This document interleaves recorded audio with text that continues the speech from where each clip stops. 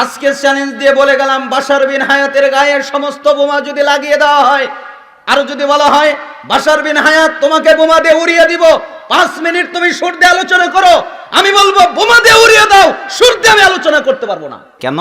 আপনি সালাফি। আপনি হারামের দলিল এ বাবা এখন এই না, আপনার সাথে আমি ঝগড়া করতেছি না। আপনারা তুমি চুপ করে থাকো তখন একটু আমরা সালাফদের পদ্ধতি ফলো করতে চাচ্ছি। আছে অনেক। এজন্য আমি বললাম আবু দাউদের 3654 নম্বর হাদিসের ব্যাখ্যা বিশ্লেষণ পড়ে, তাহলে মাথা ঘুরে যাবে, আর আমার সাথে ঝগড়া করার প্রয়োজন নেই। সুর করে বক্তব্য দেওয়ার প্রমাণে কোনো হাদিস নেই। হুজুর যে একটি হাদিস বলেছেন যে চোখ দিয়ে পানি ঝরবে, ওটা তো চোখ দিয়ে পানি ঝরলো বক্তৃতার কারণে, কিন্তু বক্তব্য সুর দিয়েছিল এইটা তো হয়নি। হ্যাঁ, ওইটা হুজুরেরা বুঝতে পারেনি, বা হয়তোবা যারা জনগণ বুঝতে পারেনি। ওটা নিয়ে আমার কোনো মাথা ব্যথা নাই। আচ্ছা, যে কোনো শায়েখ বলেছেন যে সুর করে ওয়াজ করা হারাম। প্রথম কথা, সুর করে ওয়াজ করা কি হারাম নয়, এ বিষয়ে আল্লাহর নবী মুহাম্মদ সাল্লাল্লাহু আলাইহি ওয়াসাল্লাম সহিহ বুখারী মুসলিমে একাধিক জায়গাতে এমন কিছু কথা বলেছেন যেগুলো সুর করে দোয়া করাকে হারাম ঘোষণা করেছে। ছন্দ দিয়ে দোয়া করা, মানে দোয়া করা ছন্দ মিলাচ্ছে কবিতার ঢঙে, বিশ্বনবী নিষেধ করেছে। কাউকে হাসানোর উদ্দেশ্যে মিথ্যা কথা বলতে নিষিদ্ধ ঘোষণা করেছে। এবং এ থেকে প্রমাণিত হয় যে বিশ্বনবী কখনো, ভাই আপনার মনে হয় যে আল্লাহর নবী তুই সুর করে কোনো ওয়াজ করেছে? আল্লাহর নবী বলেছেন, মাগো ভাই, এরকম করে আল্লাহর নবী কখনো বলেছে আপনার মনে হয়? মায়ের পায়ের নিচে জান্নাত, এরকম করে আপনার মনে হয়? বিষয়টা হচ্ছে সুর করে ওয়াজ করা এগুলো উচিত নয়, কেননা এখানে প্রভাব খুব বেশি মানুষের অন্তরে কাজ করে না। তাই আমাদের উচিত যে সুরকে পরিহার করে সুন্দরভাবে কোরআন সুন্নাহকে বয়ান করা। সুর দিয়ে বক্তৃতা করা হারাম। সুর দিয়ে বক্তৃতা করা কি হারাম? একটা জিনিসকে হারাম বলতে দলিল লাগবে না? মদ হারাম, কোরআন হাদিসে দলিল আছে। সুদ হারাম, কোরআন হাদিসে দলিল আছে। নেশা হারাম, কোরআন হাদিসে দলিল আছে। যৌতুক হারাম, কোরআন হাদিসে দলিল আছে। বেপরদা হারাম, কোরআন হাদিসে দলিল আছে। জেনা ব্যভিচার হারাম, কোরআন হাদিসে দলিল আছে। তাহলে সুর দিয়ে বক্তৃতা করা যে হারাম, কোরআন হাদিসের প্রকাশ্য দলিল প্রমাণ করতে হবে। উনি যে হাদিস দিচ্ছেন যে রাসূলুল্লাহ সাল্লাল্লাহু আলাইহি ওয়াসাল্লাম যখন বক্তব্য দিতেন তখন চোখ লাল হয়ে যেত, গলার আওয়াজ উঁচু হয়ে যেত। এভাবে কি রাসূল সাল্লাল্লাহু আলাইহি ওয়াসাল্লাম বক্তব্য দিয়েছেন? আমি তো বক্তব্য দিই, কিন্তু আমার কোনোদিন চোখ মুখ লাল হয় দেখছেন?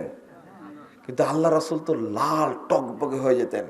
তিনি যেন কেমন যে জায়েশ সেনাবাহিনীকে সতর্ক করছেন। আমি তো এই ভাষায় বললে আপনারা কখন উঠে দৌড় দিবেন। আরো কঠোর হতে হবে। কি হতে হবে? ওই ইমাম সাহেব বলছে, কাতার সোজা করি, মোবাইলগুলো বন্ধ করি, 2 পায়ের মাঝে 4 আঙ্গুল ফাঁক রাখি, এই বিড়াল দ্বারা কিছু হবে না। বুঝেননি কথা? মাজারের বিরুদ্ধে বক্তব্য দিতে পারে না, শিরিকের বিরুদ্ধে বক্তব্য দিতে পারে না, তাদের সাথে তুলনা আমাদের করেন? যাদের নামে শয়তানও কোনোদিন মামলা করে না, ওদের সাথে আমার তুলনা করেন? কেন বললেন? প্রশ্ন শিখতে হবে আপনার কাছে, তাই না? কর্কশ ভাষা কাকে কয়? আপনার গায়ে লাগে তাই, গায়ে লাগে তাই। আমার সাথে চলেন, একটু দাওয়াত দিলাম, আমার সাথে চলেন। আমি কর্কশ ভাষায় কথা বলি না, বক্তব্য দিয়ে আপনি বুঝবেন। এটা কষ্ট হয়। আপনি তুলনা করছেন কার সাথে? কার সাথে তুলনা করছেন আপনি? খুব মোলায়েম ভাষার কথা বলে।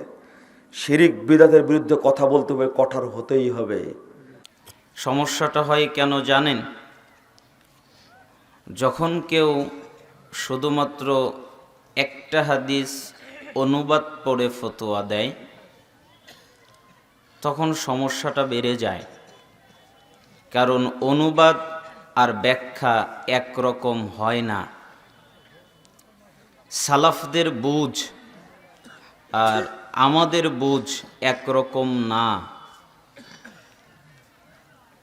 আপনি জানেন আমানত, আমানত তো বোঝেন তাই না? আমানত মানে কি বলেন? আমানত মানে কি? যে আমার কাছে কেউ কিছু রাখলো, এটাকে আমি সংরক্ষণ করলাম, এটা আমানত, তাই না? সাহাবীরা বলছেন এটা আমানত না। আমানত কি? আল্লাহ তাআলা যে কিতাব নাজিল করেছেন এই কিতাবকে সংরক্ষণ করা আমলের মাধ্যমে, এটার নাম আমানত। তো আপনার আমানত আর সাহাবীদের আমানত বোঝা তো এক হয় নাই। যেমন হাদিসের মধ্যে এসেছে ঈমান কি, তখন রাসূল সাল্লাল্লাহু আলাইহি ওয়াসাল্লাম বললেন খুলুকুন হাসান, সৎ স্বভাব। ঈমান কি? সৎ স্বভাব। আচ্ছা বলেন তো সৎ স্বভাব মানে কি? যার চরিত্র ভালো, তাই না? তো সাহাবীরা বললেন যার চরিত্র ভালো তার ঈমান ভালো, এ কথা উদ্দেশ্য নয়। কেন? কারণ আল্লাহ সুবহানাহু ওয়া তাআলা আল্লাহর নবীকে বলেছেন ওয়া ইন্নাকা লাআলা খুলুকিন আযীম, নিশ্চয়ই হে নবী আপনি মহান চরিত্রের অধিকারী, আপনার চরিত্র অনেক ভালো। আর মায়েশা সিদ্দিকা রাদিয়াল্লাহু আনহাকে জিজ্ঞেস করা হলো আপনি কি বলতে পারেন রাসূলের চরিত্র কেমন? তখন তিনি বললেন রাসূলের চরিত্র সম্পূর্ণ কোরআন, মানে কোরআনে যা আছে ওটাই রাসূল। যদি তোমরা রাসূলকে দেখতে চাও, রাসূল কেমন এটা জানতে চাও, তাহলে তোমরা কোরআন গবেষণা করো। এজন্য সালাফরা বলতেন খুলুকুন হাসান এর মূল অর্থ হলো সম্পূর্ণ কোরআন মেনে নেওয়া। যারা কোরআন অনুযায়ী নিজেকে বাস্তবায়ন করে তারাই উত্তম চরিত্রের অধিকারী, আর তাদেরই ঈমান আছে। তাহলে তো মিলল না। হাদিসের মধ্যে এসেছে যে আল্লাহর নবী আপনি বলেন তো ইসলাম কি, আরেকটি হাদিসে এসেছে আপনি বলেন তো ঈমান কি, একই কথা। তখন তিনি আবার ভিন্ন কায়দায় বললেন আস-সাবরু ওয়াস-সামাহা, ঈমান হলো ধৈর্য ধরা, ঈমান হলো দান করা। আচ্ছা বলেন তো ধৈর্য ধরা কি? যে আমার উপর একটা বিপদ আসলো, একটা মুসিবত আসলো, আমি এই বিপদে ধৈর্য ধরলাম, তাহলে এটা ধৈর্য না? তো সাহাবীরা বলছেন এটার নাম ধৈর্য না, তোমরা ধৈর্য বোঝোইনি। তাহলে ধৈর্য কি? তুমি ইচ্ছা করলে চুরি করতে পারো, ইচ্ছা করলে জিনা করতে পারো, ইচ্ছা করলে মিথ্যা বলতে পারো, ইচ্ছা করলে গীবত করতে পারো, ইচ্ছা করলে পাপ করতে পারো, কিন্তু তুমি পাপ করলে না, নিজেকে ঠেকিয়ে দিলে, এই যে ধৈর্য ধরলে, এটার নাম সবর, মানে পাপ না করা। বলেন তো হিজরত কি? হিজরত মানে যে মুসলমান রাষ্ট্রে চলে যাওয়া কাফের রাষ্ট্র থেকে দিন বাঁচানোর জন্য, তাই না? তো সাহাবী জিজ্ঞেস করলেন আল্লাহর নবী সবচেয়ে বড় হিজরত কি বলেন তো? তখন মুহাম্মদ সাল্লাল্লাহু আলাইহি সাল্লাম বললেন কাফের রাষ্ট্র থেকে মুসলমান রাষ্ট্রে চলে যাওয়া বড় হিজরত নয়, বড় হিজরত কি জানো? আন তাহজুরা মা কারিহা রাব্বুকা আযজা ওয়া জাল্লা, মহান আল্লাহ যা নিষেধ করেছেন ওই নিষিদ্ধ বিষয় ত্যাগ করার নাম হলো হিজরত। কথা কি বুঝতে পেরেছেন? এই জন্য মানুষের সাথে আমার মিলে না। ওই যে বাদাম খায়, বুট খায়, কালাই খায়, চা খায়, পানি খায়, পান খায়, কফি খায়, তাদের সাথে আমার মেলে না। কেন? তাদের আকীদা আর আমার আকীদা এক নয়, তাদের মানহাজ আর আমার মানহাজ এক নয়। যেমন আমি কণ্ঠস্বরে বক্তব্য দেই না, এ মানহাজও তাদের সাথে আমার এক নয়। আপনি বুঝবেন, ঈমান দেখবেন, আপনাকে আমি দেখাই। এই দেশের যত পুলিশ আছে, যত বাহিনী আছে, আজকে চ্যালেঞ্জ দিয়ে বলে গেলাম বাশার বিন হায়াতের গায়ের সমস্ত বোমা যদি লাগিয়ে দেওয়া হয়, আর যদি বলা হয় বাশার বিন হায়াত তোমাকে বোমা দিয়ে উড়িয়ে দিব, 5 মিনিট তুমি সুর দিয়ে আলোচনা করো, আমি বলবো বোমা দিয়ে উড়িয়ে দাও, সুর দিয়ে আমি আলোচনা করতে পারবো না। আমার মানহাজ, আপনার মানহাজ আর আমার মানহাজ এক হবে না। আপনি হাদিস বোঝেন, হাদিসের কায়দাই বোঝেননি। কেন? উরওয়ার হাদিসটা ভালো করে বুঝবেন। উরওয়া কি বললেন?